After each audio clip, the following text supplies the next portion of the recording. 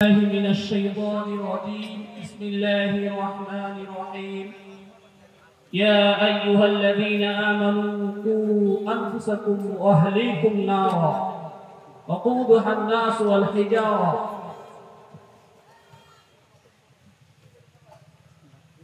সম্মানিত ঘাসের দিয়া বাসী ও আশপাশের এলাকার সকলে তো শিবপুর এলাকার সম্ভবত, তাই না? অথবা আমি বলবো শিবপুর থানা এলাকাবাসী। আমি আপনাদের যেখানে ওয়াজ মাহফিল হয়, আমি ওয়াজ মাহফিলে যাই একটু দুটি উদ্দেশ্য নিয়ে। কারণ এখানে নামাজ পড়ে না এমন লোক আসছে আজকে ওয়াজ শোনার জন্য। কে আসছে? নজরুল ইসলাম কাসিম হুজুর আসছে, কেউ দেখতে আসছে, কেউ ওয়াজ শুনতে আসছে। এর মধ্যে আমি দুটো মেসেজ আপনাদের মাঝে পৌঁছে দিতে চাই, যে মেসেজগুলো আপনাদের সমাজে আপনাদের জন্যই প্রয়োজন। আমি কোরআন থেকে ছোট্ট একটি আয়াত তেলাওয়াত করেছি। সেই আয়াতের অর্থ, শাব্দিক অর্থ হলো এরকম: হে ঈমানদারগণ, তুমি বাঁচো, তোমরা বাঁচো, তোমাদের সন্তান সন্ততি পরিবার পরিজনদেরকে বাঁচাও সেই জাহান্নামের আগুন থেকে, যার লাকড়ি হবে মানুষ এবং পাথর। আপনারা কি নিজেদের মানুষ ভাবেন না? ভাবেন তো? মানুষ যদি ভাবেন তাহলে মানুষ হতে হবে, মানুষ হিসাবে গড়তে হবে, মানুষ হিসাবে নিজেদেরকে তৈরি করতে হবে। গাছ জন্ম থেকেই গাছ হয়, মাছ জন্ম থেকেই মাছ হয়, গরু জন্ম থেকেই গরু হয়, ছাগল জন্ম থেকেই ছাগল হয়, কীট পতঙ্গ জন্ম থেকেই কীট পতঙ্গ হয়। মানুষকেই কেবল মানুষ বানাতে হয়, মানুষ হিসাবে গড়তে হয়, মানুষ হিসাবে তৈরি করতে হয়। এই জন্যই মানুষকে বলে মানুষ, তুমি মানুষ হও। অন্য কোন প্রাণীকে বলে না যে তুমি এটা হও, ওইটা হও। তাই আপনাদের সন্তান যাদেরকে আপনি বাঁচাতে বলছে আল্লাহ, আল্লাহ তার কোরআনে বলেন কি তুমি বাঁচো, তোমরা বাঁচো, তোমাদের সন্তান সন্ততি পরিবার পরিজনদেরকে বাঁচাও। এই বাঁচাতে হলে আপনার সন্তানের বয়স যখন 7, আল্লাহ রাসূলের হাদিস অনুসারে নির্দেশনা আসছে, যখন আপনার সন্তানের বয়স 7 তখন তাকে আপনি নামাজের আদেশ করেন। আর আমরা কি করি জানেননি? কয় মসজিদে ছোট বাচ্চা নেওয়া যাবে না, মসজিদে যদি ছোট বাচ্চা নিয়ে যাও চিল্লাচিল্লি করবে, কিলাকিলি করবে, মারামারি করবে, দৌড়াদৌড়ি করবে, আমার নামাজের ডিস্টার্ব হবে। খুব নামাজি হয়েছেন আপনি। আপনার সন্তানকে আপনি মসজিদে নিচ্ছেন না, আপনার সন্তানকে মসজিদ বিমুখ করে দিচ্ছেন। আপনার এই সন্তান আড্ডা মারছে, লুডু খেলছে, গুল্লি খেলছে, বিভিন্ন গাছের ডালে ডালে পাখির বাসা খুঁজছে সে মারার জন্য। এই পাখির বাসা খুঁজতে খুঁজতে পাখির বাসা পাখি মারতে মারতে সে হিংস্র হয়ে উঠছে। একদিন সে প্রাণী মারতেছে, সর্বশেষে আপনার মতো মানুষকেও মারে। আমি আজকেও সন্ধ্যা ঠিক আজানের সময় মাগরিব পড়েছি মোসেবের চরমন মসজিদের দিকে। সন্ধ্যার সময় এক মা এসে কান্না করতেছিল যে বাবা, আমার ছেলে আমাকে বাড়ি থেকে বৃষ্টির মধ্যে বের করে দিয়েছে। তার সারা শরীর ভিজা একজন মা এসে হাজির হয়েছে। আফসোস, যে মা আপনাদেরকে গর্বে রাখলো, যে মা আপনাকে কত কষ্ট করে জন্ম দিল, যে মায়ের দুধ কোথাও কিনতে পাওয়া যায় না, যার কাছ থেকে আপনি প্রতিদিন 3.5 লিটার করে দুধ খেয়েছেন, যার কোনো মূল্য দেওয়া হয় না, সে মায়ের গায়ে হাত তুলছে। অথচ আল্লাহ তাআলা তার কোরআনে বলেন লা তাকুলু লাহুমা উফি, তোমার আচরণ, তোমার চলন বলন, তোমার কথা, তোমার চাহনি কোন কারণে পর্যন্ত তোমার বাবা মা তোমার শব্দের কারণে যেন উফ শব্দ না করে। আর আমরা মাকে মেরে ঘর থেকে বের করে দিয়েছি। আসরের নামাজের পর কামারগাঁও রিয়াদ নামে এক ছেলেকে, দুইটাকে আমি 6 মাস করে সজা দিয়ে আসছি, ম্যাজিস্ট্রেট নিয়েছে। ওটা তার বাবাকে বাড়ি থেকে বের করে দিয়েছে। আমরা এমন সন্তানদেরকে ধরতেছি। এই জন্যই বললাম, আপনার সন্তান যখন কিশোরে পা রাখে, আপনার সন্তান যখন কৈশোর বয়সে পা রাখে, আপনার সন্তানের বয়স যখন 7 হয়, তখন থেকে আপনি তাকে মসজিদমুখী করুন, তাকে দ্বীন শিক্ষা দিন, তাকে ঐশী শিক্ষা দিন, যে শিক্ষাই সর্বশ্রেষ্ঠ শিক্ষা। সেই ঐশী শিক্ষা যখন ঢুকবে, এরপরে আপনি তাকে দুনিয়াবি অনেক শিক্ষা দেন, কোনো সমস্যা নাই। সকালে একবার যাকে রসুন খাওয়াবেন, সারা দিনের তার সন্ধ্যার সময় তার ঢেকুর আসবে রসুনের। তাই আপনার সন্তানকে ঐশী শিক্ষায় শিক্ষিত করুন, ঐশী শিক্ষাটা দিয়ে তারপরে আপনি দুনিয়াবী শিক্ষা দেন। আপনার সন্তানকে মসজিদমুখী করুন, যদি এই মসজিদমুখী করতে পারেন একবার, তাহলে আপনার সন্তান আর যাই কি হোক আপনার গায়ে হাত তুলবে না। যখন আপনার সন্তানের বয়স 10, আপনি 7, 8, 9 এই সময়ের মধ্যে আদেশ করতে থাকলেন, নিতে থাকলেন, চেষ্টা করতে থাকলেন। যখন তার বয়স 10, সে আপনার বাগে আসতেছে না, তখন বলছে নামাজের জন্য তাকে মারো, প্রহার করো। কয়জন করি আমরা? আমাদের সন্তানকে বিপদে আমরা নিজেরা ঠেলে দিচ্ছি। আল্লাহ রাসূলের হাদিসে এরকম, ইলা গুরুবিশ শামস, সূর্য ডোবার সাথে সাথে, আমি বলবো সূর্য ডোবার সাথে সাথে আপনার সন্তানকে আপনি ঘরে ঢোকান। যদি সে ছাত্র হয় পড়ার টেবিলে বসান, আপনার সন্তান যদি অর্ধেক মানুষ না হয়েছে, তাহলে আপনি আমাকে আমার নাম ভিড়িয়ে রেখেন। আপনি শুধু সন্ধ্যার সময় ইলা গুরুবিশ শামস, সূর্য ডোবার সাথে সাথে আপনার সন্তানকে ঘরে ফিরান আর পড়ার টেবিলে বসান, ইনশাআল্লাহ আপনার সন্তান অর্ধেক মানুষ হয়ে যাবে।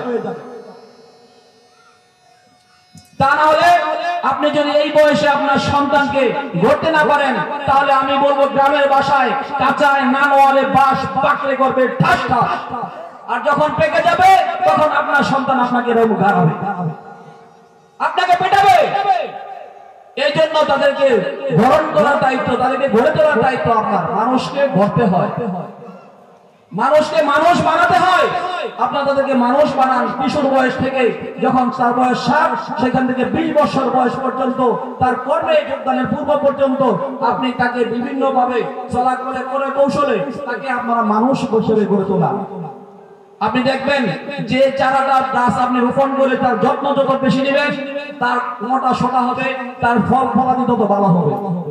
আপনি আপনার সন্তানকে সেইভাবে যত্ন করুন। আমরা করি কি জানেন? সন্ধ্যা হইলেই দেখি যে আমাদের গরু ছাগলরা আমাদের বাড়িতে আমাদের গোয়াল ঘরে ফিরলো কিনা। আবার দেখি কোটা, মুরগির কোটা কই আমরা, আপনাদের সাথে কি কই জানি না, কোন এলাকায় কই গুড়ি, কোন এলাকায় বলে খোয়ার, ওই খোয়ারের মধ্যে দেখি যে হাঁস মুরগি গুড়ি ঠিক মতন গেল কিনা। অথচ যে সম্পদ আপনার পরিচয় বহন করবে, আপনার জানটা বহন করবে, যে আপনাকে পরিচিত করবে, যে আপনাকে বাঁচিয়ে রাখবে, সেই মূল্যবান সম্পদ আপনার সন্তানের খবর রাখি না। সন্তানকে আমরা ছেড়ে দেই, সে সন্ধ্যার সময় কোথায় যাচ্ছে, কি করতেছে, কার সাথে মিশতেছে, কি করতে, মানে কে তার বন্ধু বান্ধব, কোনো খোঁজ খবর রাখি না। ফলে আপনার সন্তান হয়ে উঠতেছে মাদক সেবী, এক পর্যায়ে হয়ে উঠতেছে মাদক ব্যবসায়ী, হয়ে উঠতেছে চোর, ডাকাত, ছিনতাইকারী, সে হতেছে জুলুমবাজ। অথচ আল্লাহ রাসূল সাল্লাল্লাহু আলাইহি ওয়াসাল্লাম বলেছেন, কুনসুর আখাকা যালিমান আও মাজলুমান, তুমি সাহায্য করো তোমার ভাইকে যে অত্যাচারী এবং যে অত্যাচারিত। ক্বালা রাজুল ইয়া রাসূলুল্লাহ, সাহাবা দাঁড়িয়ে বলেন, হে আল্লাহর রাসূল, কুনসুরহু মান কানা মাজলুমান, আমরা সাহায্য করতে পারলাম সেই ভাইকে যে অত্যাচারিত হলো। সে মার খাইছে, তার চিকিৎসা দিলাম, তার সম্পদের ক্ষতি করেছে, পুলিশ পোষায় দিলাম। আবার আইতা মান কানা যালিমান, আপনি যখন দেখলেন একটা লোক অত্যাচার করতেছে, জুলুম করতেছে, তাকে কিভাবে সহায়তা করবেন?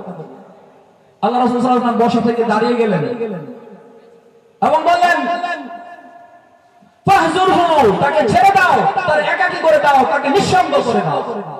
আমরা কিন্তু এটা করি না। পোলায় যখন লাড়ি নিয়ে বেরোয়, বাবা তার পিছনে, চাচা, মামা, খালু, ফুফা, গোষ্ঠী সবাই তার পিছনে দৌড়ায়। সে অন্যায় করলো কিনা এই বিবেকটুকু আমরা তাকে বিচারটুকু করি না। আপনার ছেলে সন্তান, আপনার সন্তান অন্যায় করলো কিনা এই বিচারটুকু করি না। আপনাদের প্রতি অনুরোধ রইল, ফাহজুরহু, তাকে ছেড়ে দেন, তার একাকী করে দেন, তাকে নিঃসঙ্গ করে দেন। সে আর চাই কিছু অপরাধ করতে পারবে না। কিছু কিছু অপরাধ আছে যেটা সংঘবদ্ধ হওয়াই লাগে। চোর, ডাকাত, ছিনতাইকারী, জুলুমবাজ করতে হলে অবশ্যই সংঘবদ্ধ হওয়া লাগবে। এখানে আপনারা যারা উপস্থিত আছেন, বাড়ির মা বোনদেরকেও বলেন, বিশেষ করে আপনারা ব্যবসা বাণিজ্যে বাইরে থাকেন, মা বোনদেরকে বলেন, তুমি তোমার সন্তানটাকে সূর্য ডোবার সাথে সাথে ঘরে ফেরাও। তা না হলে ওই সময় শয়তানের থাবা তোমার সন্তানকে নষ্ট করে দিতে পারে। আর একটা মাদক সেবী যদি কোনো পরিবারে থাকে, তাহলে সেই পরিবার যথেষ্ট ধ্বংস করার জন্য, আর কিছু লাগে। আর একটা মাদক ব্যবসায়ী সে গোটা সমাজটাকে ধ্বংস করে দেওয়ার জন্য যথেষ্ট। এই সমাজে যারা মাদক ব্যবসা করে তারা খুব উচ্চবিত্ত হয় না, কিন্তু তাদের সেটা থাকে চরিত্র লোকজন যারা আর্থিক সাপোর্ট দিয়ে থাকে। আমি আপনাদের কাছে অনুরোধ রাখলাম, আপনারা সবাই সংঘবদ্ধ হন, মুষ্টিবদ্ধ হন, বিচ্ছিন্ন হবেন না। নিজ নিজ এলাকায়, নিজ বাড়িতে বেষ্টনী তৈরি করুন, সমাজে বেষ্টনী তৈরি করুন, আপনার গ্রামে বেষ্টনী তৈরি করুন। আপনাদের এই বেষ্টনীতে এই কমিটি গঠন করুন। আপনারা মাদক ব্যবসায়ীকে যদি সম্ভব হয় আল্লাহ রাসূলের হাদিস অনুসারে সক্ষম থাকলে আপনি হাতে ধরুন, বেঁধে রাখুন, আমাকে সংবাদ দিন, আমি এসে নিয়ে যাবো অথবা আমার কোনো পার্টি এসে নিয়ে যাবে ইনশাআল্লাহ। যদি ওইটাও না হয়, যদি এই সাহস না হয় যে যদি মাইরা ফেলায়, যদি আমার কোবায় রাস্তাঘাটে আমার মরণটা যদি হেরাতে হয়ে যায়, এরকম চিন্তা করেন যে আমাকে মেরে ফেলবে, আমাকে আটকাবে, কোপাবে, মারবে, ওই চিন্তা করার কোনো সুযোগ নাই। আল্লাহ আপনাকে যেদিন সৃষ্টি করেছে, আল্লাহ বলেন লিকুল্লি উম্মাতিন আজালুন ফাইজা জাআ আজালুহা ওয়া ইস্তাখিরুনা সাআতা ওয়া লা ইস্তাকদিমুন। আমি যেদিন প্রাণ সঞ্চার করেছি, যে কোনো প্রাণী হতে পারে, যেই দিন প্রাণ সঞ্চার করেছি ওই দিনে আমি মরণ লিখে দিয়েছি। আর ওই মরণ যদি না আসবে তার 1 সেকেন্ড আগেও না, 1 সেকেন্ড পরেও না। অথবা আপনি আপনার সমাজে, আপনার পরিবার আগে প্রতিষ্ঠা করুন, আপনার পরিবারকে আপনি আগে সংরক্ষিত করুন, বেষ্টনী তৈরি করুন। যদি আপনি সক্ষম না হন সেখানে আমাকে হ্যালো বলুন, আমি অবশ্যই সিভিল লোক পাঠিয়ে দেবো, তাকে নিয়ে আসবো ইনশাআল্লাহ। যদি আপনি আপনার সন্তানকে, আপনার পরিবেশকে আপনি ভালো না করতে পারেন, তাহলে আপনি ভুগতে থাকবেন, আপনার ছেলে ভুগবে, আপনার নাতি ভুগবে, আপনার পরিবার ভুগবে। কারণ আপনারা এই অঞ্চলে বংশ পরস্পরায় বসবাস করে আসতেছেন। আমি এখানে মাত্র চাকরি করতে আসছি, এই তো আর 6 দিন পরে আমার 1 বছর পূর্ণ হয়ে যাবে, যে কোনো সময় আমার বদলি হয়ে যেতে পারে, আমি চলে যেতে পারি। কিন্তু আপনি এখানে চলে যাবেন না, আপনি এখানে বংশ পরস্পরে বসবাস করতেছেন এবং করবেন।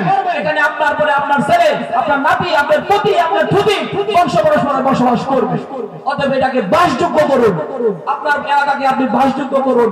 আপনাকে সহায়তা করার জন্য আমি প্রস্তুত আছি, বসে আছি, শুধু হ্যালো বলুন। নিজের আপন মন শুনুন, এটা আমার আপন লোক, এটা আমার লোক, এটাকে আমি মানে কিছু করা যাবে না। অমুকে শক্তিশালী লোক, কিছু করা যাবে না। যারা শক্তিশালী বেশি, যারা বেশি শক্তির অধিকারী, যারা ক্ষমতার দ্বারে প্রান্তে থাকে, আমি বলবো তারা শুধু চোখে রাখুন, বাকিটা আমি দেখে নেব ইনশাআল্লাহ। আমরা সবাই বলি এটা সংস্কার চাই, এটা পরিবর্তন চাই, এটাকে ভেঙে গড়তে চাই।